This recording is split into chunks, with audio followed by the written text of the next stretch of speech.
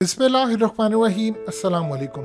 अफ़गानिस्तान का महाज ख़त्म। अब महाज शुरू होने वाला है चाइना और इंडिया का।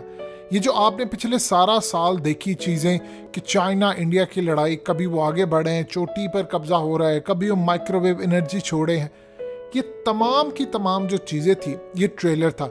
चाइना को पता था अफ़गानिस्तान की सूरत हाल या तो बहुत ज़्यादा जब ख़राब होगी तो अमरीका अपने इत्तहादियों समेत चाइना पर चढ़ दौड़ेगा।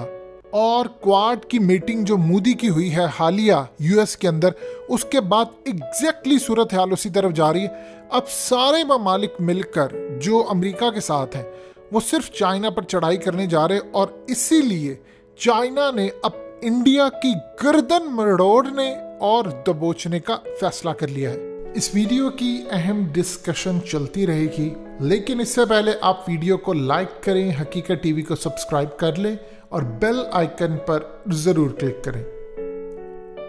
इंडियन आर्मी चीफ हंगामी दौरे पर लद्दाख पहुंचे हैं और पूरी रेजिमेंट हाइट्जर की डिप्लॉय कर दी है, जिसकी रेंज 50 किलोमीटर तक है। अब यहाँ पर जो भारतीय आर्मी चीफ ने बात की है वो सबसे ज्यादा अहम है, और निर्वाणे की जो बात है वो आपको समझना पड़ेगी। इंडियन आर्मी चीफ निर्वाणे ने कहा है कि चाइना पूरी तरह डिप्लॉयमेंट कर चुका है, अपनी फौज बॉर्डर पर लेकर आ चुका है। और इसके बाद हालिया आपको पता है कि उत्तराखंड के अंदर चाइना ने अपनी फौज डिप्लॉय की थी और बहुत सारा इलाका ले उड़ा था। उसकी स्ट्रेटजी है कि 50 किलोमीटर का इलाका जाकर उनके अंदर घुस जाओ, और अगर कोई ऐसी सूरत हाल हो तो 30 किलोमीटर का इलाका अपने पास रखो, 20 किलोमीटर वापस दे दो और कह दो कि देखो मैं तो तुम्हारे इलाके में गया नहीं, ये तो मेरा अपना इलाका था, या मैं छोड़कर आ चुका हूँ। असल में इंडिया का जो इलाका है, जब भी इंडिया क्लेम करता है कि चाइना हमारे इलाके में आया है तो वो साफ मुकड़ जाते, वो कहते हैं तुम तो किसी सूरत अपना क्लेम जस्टिफाई नहीं कर सकते, मैं तो तुम्हारे इलाके में आया ही नहीं हूँ, क्योंकि ये तो है ही चाइना का इलाका, तो तुम्हारा कहाँ से आ गया? हाँ, तुम मेरे इलाके में बैठे हुए हो, ये बात जस्टिफाई करती है। अब सूरत हाल ये पैदा हुई है कि इंडियन आर्मी चीफ ने कहा है कि चाइना ने वहां पर अपनी हैवी डिप्लॉयमेंट कर दी हो, अपनी फौज लेकर आ गया है और वहां पर पूरी तरह एक्टिविटीज परफॉर्म हो रही है। वहां पर उसने अब कंस्ट्रक्शन और ये तमाम चीजें बना ली है, और चाइना किसी भी वक्त भारत पर हमलावर हो सकता है। इसीलिए हम पूरी तरह अपनी फौज डिप्लॉय कर चुके हैं, और किसी भी हमले का जवाब देने के लिए हमने अपनी फौज को हाई अलर्ट कर दिया है। पहले का मामला था डिफरेंट। पिछली दफा मामला ये था कि चाइना गर्दन दबोच रहा था इंडिया की, ताकि इंडिया पर प्रेशर बना रहे। अब उसको पता है अफगानिस्तान का महाज खत्म हो चुका है। अब इन सब ने मिलकर काम ये करना है कि चाइना को दबोचना, और जब तक चाइना इंडिया की गर्दन को दबोचेगा नहीं, वो कोई भी निगोशिएशन की बात नहीं कर पाएगा अमेरिका से या किसी और से। देखिए, आप पिछले काफ़ी सालों से देखिए, चाइना ने किसी के साथ कोई लड़ाई नहीं की। अगर वो इंडिया के साथ लड़ाई कर रहा है तो वो पूरी तरह सोच समझ कर लड़ाई कर रहा है, और उसके बाद जस्टिफिकेशन तमाम चीज़ों की मौजूद है। जाहिर सी बात है, चाइना अगर इंडिया की इस पूरी सूरत हाल को काबू में कर लेता है, यानी वो इंडिया के इलाके पर ले जाता है, तो क्वाड का तो वो हिस्सा है। अगर वो साउथ चाइना सी के अंदर आएंगे तो यहाँ से एक लड़ाई शुरू हो जाएगी। और दूसरी जानिब इंडिया क्लेम ये कर रहा है कि पाकिस्तान की फौज के कई ऑफिसर्स इस वक्त चाइना के अंदर मौजूद हैं जो कि वहाँ से लड़ेंगे, और बहुत सारी दूसरी सूरत हाल जो कि एब्सोल्युटली एक झूठ है। देखिए, पाकिस्तान ने जो प्लान बनाकर रखा है, पहले इंडिया को खतरा था 2 फ्रंट वॉर का, अब उनको खतरा ये है 3 फ्रंट का। 3 फ्रंट कौन से आते हैं? देखिए, बज़ाहिर तो वो फ्रंट नहीं है, लेकिन अफगान तालिबान अगर पाकिस्तान की जंग होगी तो सवाल ही पैदा नहीं होता कि उस जंग में वो शिरकत ना करे। अब इंडिया की जहां तक बात है, इंडियन आर्मी चीफ सारी दुनिया के सामने कह चुके हैं कि अब झड़पें होने वाली है। अब चाइना और इंडिया की डेफिनेटली बात है, लड़ाई होनी है, और चाइना की कोशिश ये होगी कि वो इंडिया के कुछ शहर, बहुत बड़े इलाके फतह कर ले, और उसके बाद इंडिया के साथ मुज़ाकरात करता रहे, वो चलते रहे, क्योंकि अगले कुछ दिनों में जो मुज़ाकरात होने वाले हैं गालिबन इम्कान है कि वो मजीद फेल हो जाएंगे, और उसके बाद दोनों की फौजें आमने सामने आ जाएगी। देखिए, ये मुकाबला नहीं कर सकते चाइना का।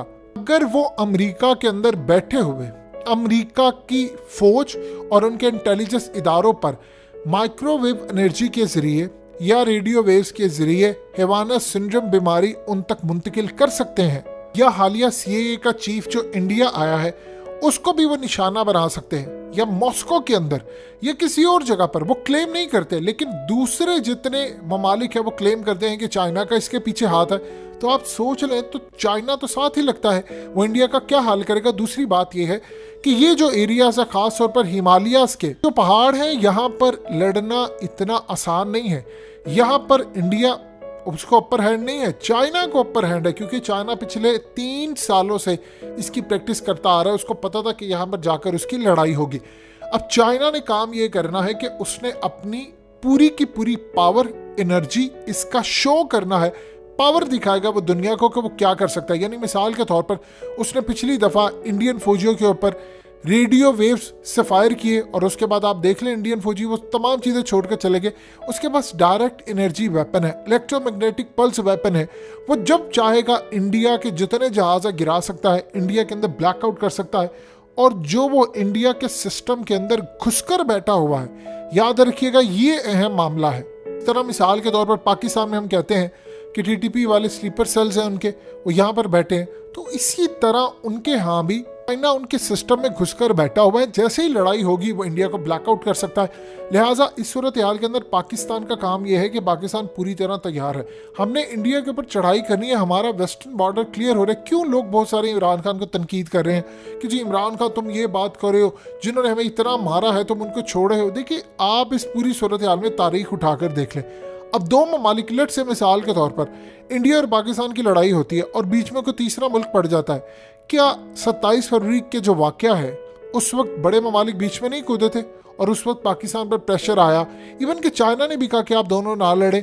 जब ऐसी सूरत हाल होती है तो 2 ममालिक के ग्रो जो भी होते हैं आपको कहीं ना कहीं जाकर टेबल टॉक करनी पड़ती है। पाकिस्तान का इस वक्त फोकस ये है कि अफगानिस्तान के बाद अब सारे का सारा फोकस इंडिया पर कर दिया जाए। देखिए ये आइडियल सिचुएशन है। आप इस वक्त इंडिया के ऊपर चढ़ाई करेंगे, इंडिया जितनी मर्जी डिप्लॉयमेंट इस वक्त कर ले, कुछ भी फर्क नहीं पड़ता, क्योंकि चाइना के पास उनके हथियारों को डिसेबल करने के लिए उनकी तमाम एरियल इंटेलिजेंस उनके पास मौजूद है और अमेरिका से ज़्यादा एडवांस है।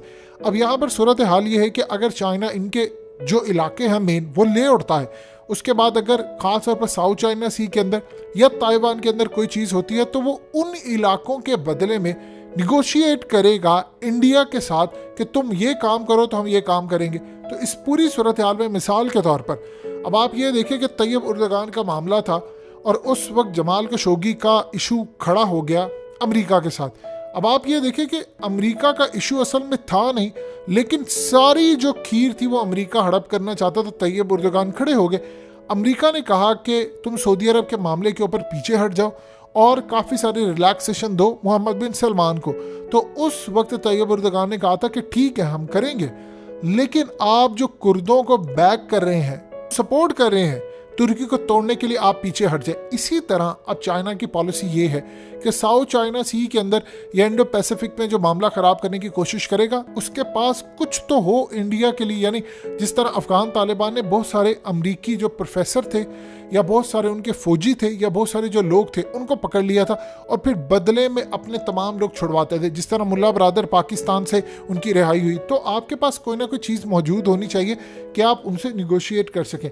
अब इस पूरी सूरत हाल में चाइना अपर हैंड पर है और इंडियन आर्मी चीफ ने अगर वार्निंग दी है तो फिर समझ लीजिए वार्निंग अगले लेवल की है। हकीकत टीवी को सब्सक्राइब करना मत भूलें, वीडियो को लाइक करें, शेयर करें और कमेंट सेक्शन में अपनी राय का इजहार ज़रूर करें।